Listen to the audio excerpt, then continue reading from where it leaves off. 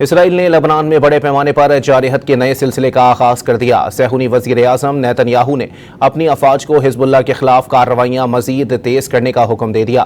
اسرائیلی فوج نے operation arrows of fire کے تحت لبنان میں حزب اللہ کے 70 مقامات کو نشانہ بنانے کا دعویٰ کیا ہے۔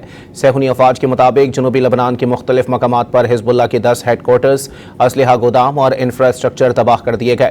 اسی طرح موٹر سائیکلوں پر گشت کرتے حزب اللہ کے جنگجوؤں کو بھی نشانہ بنایا گیا۔ دوسری جانب لبنان کی وزارت صحت کے مطابق 2 مارچ سے اب تک اسرائیلی حملوں میں کم از کم 3185 افراد شہید اور 9000 سے زائد زخمی ہو چکے ہیں۔